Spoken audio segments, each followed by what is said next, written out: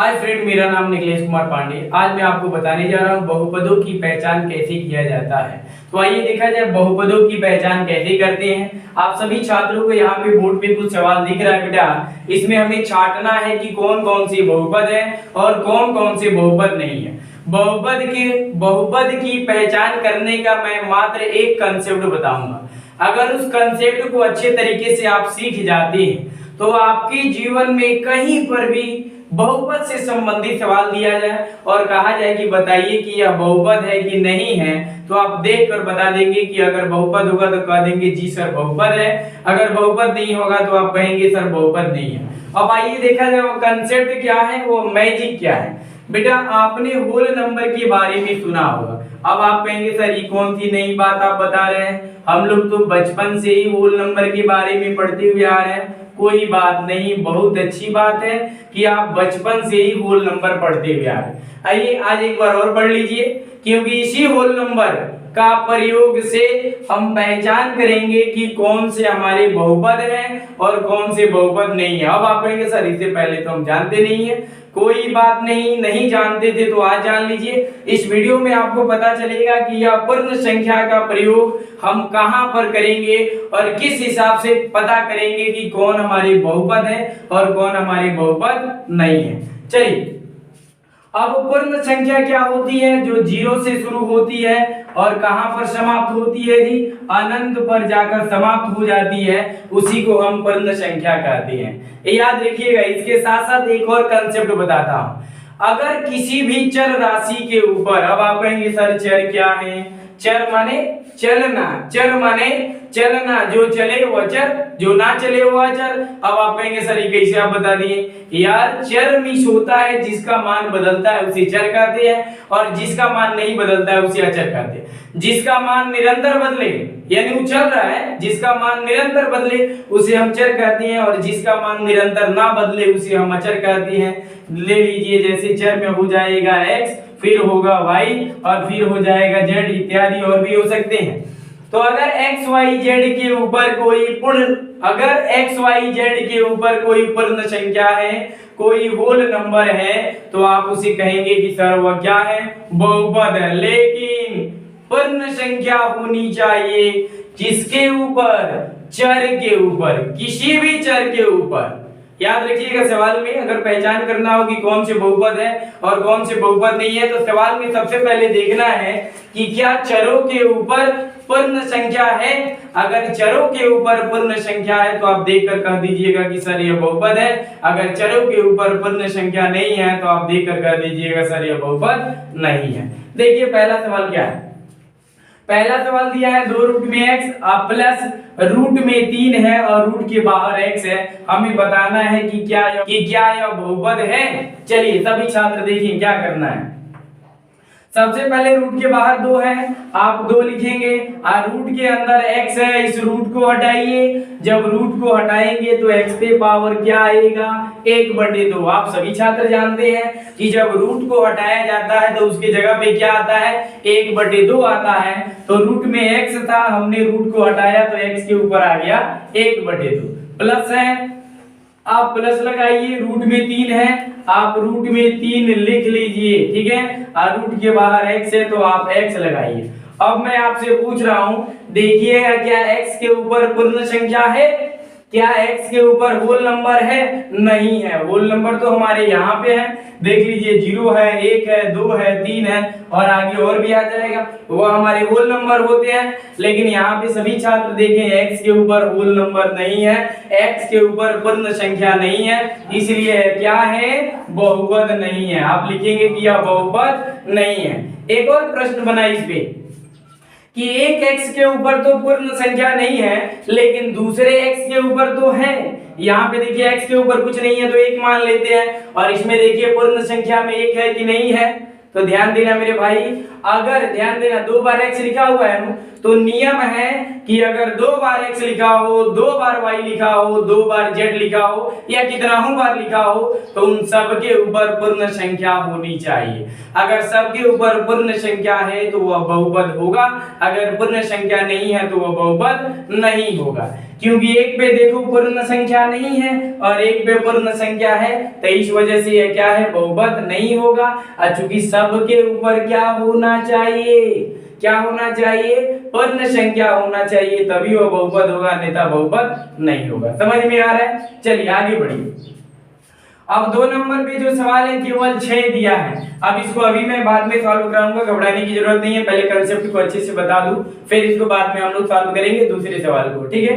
देखिए तीसरा जो सवाल है, सभी छात्र देखिए तीसरा सवाल क्या है, यहाँ पे x है, आपको x लिख लेना है, माइनस है, लगा दीजिए माइनस, यहाँ पे 2 है, आप 2 को ऐसे लिख सकते हैं 2 गुणे 1/x। किसी छात्र को कोई डाउट? बेटा हमने 2/x को क्या किया, गुणा में व्यक्त कर दिया, 2 को साइड में ले लिया और 2 की जगह पे 1/x कर दिया। पुनः 2 से जब आप 1 में गुणा करेंगे तो क्या होगा, 2 हो जाएगा। अब देखिए क्या करना है, अब आप कहेंगे सर ऐसे क्यों किए हैं, अभी बता रहा हूं। पहले x है, आप x लगाइए, फिर माइनस है, माइनस दीजिए, 2 है, 2 उतारिए, अब इस x को ऊपर भेजिए, x कहां पे है, हर में है, x को अंश में भेजिए, जब x को अंश में भेजेंगे तो इसके ऊपर आ जाएगा -1। क्या आ जाएगा, -1। अब आप देखकर बताइए क्या पूर्ण संख्या में -1 आता है, नहीं आता है। होल नंबर में -1 आता है, नहीं आता है, तो ये अभी हमारा बहुपद नहीं होगा। समझ रहे हैं, ये भी हमारा बहुपद नहीं होगा। देखिए x के ऊपर, एक x के ऊपर होल नंबर है और दूसरे x के ऊपर होल नंबर नहीं है, इसी वजह से यह बहुपद नहीं होगा। क्योंकि नियम है कि दोनों x के ऊपर क्या होना चाहिए, होल नंबर होना चाहिए। आगे बढ़िए, तीसरा सवाल देखिए।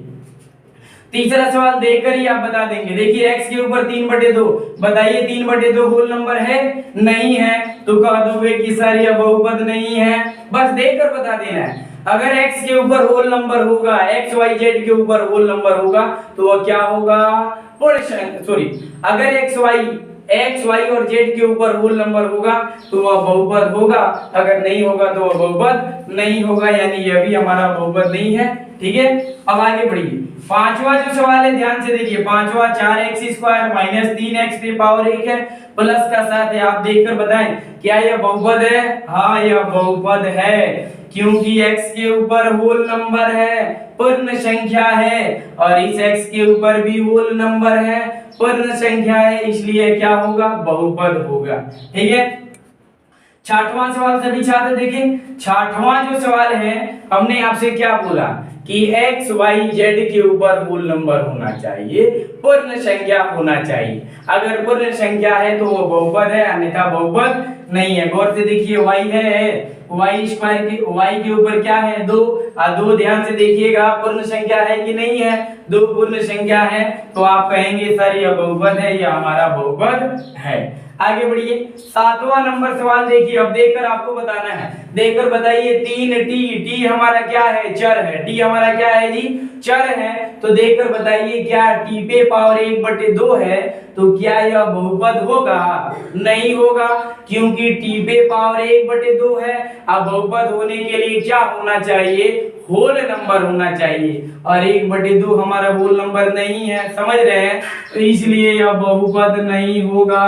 8वां सवाल देखिए, 8वां सवाल कैसे सॉल्व होगा, यहाँ पर y है, आपको y उतार देना है, प्लस है, प्लस लगाइए, फिर देखिए ऊपर 2 है, तो बेटा मैं यहाँ पे 2 लिख ले रहा हूँ, और 2 की जगह पे 1/y कर दे रहा हूँ। किसी छात्र को कोई डाउट? अब देखो आगे करना क्या है, इसमें यहाँ पे y है, y उतार लो, प्लस है, प्लस दे दो, फिर देखो 2 है, तुम्हें 2 उतार लेना है। अब हर में y है, इसको कहां पर भेजना है, अंश में भेजना है, जब ऊपर भेजेंगे तो हो गया y पे पावर -1, और जब y पे पावर -1 होगा तो ये बताइए देखकर क्या यह होल नंबर है, होल नंबर नहीं है। गौर से देखिए, यहाँ पे मैंने आपको समझाने के लिए पहले से ही होल नंबर लिखा है, ये सब के सब हमारे होल नंबर है, लेकिन बटे में आए वह होल नंबर नहीं होता है, और माइनस वाली भी संख्याएं हमारी होल नंबर नहीं होती है, तो इसलिए बहुपद नहीं होगा। आगे बढ़िए, 9 नंबर देखिए, 9 नंबर भी सेम, जैसे 8वें नंबर को आपने सॉल्व किया वैसे 9 नंबर भी होगा, तो यह भी हमारा बहुपद नहीं है।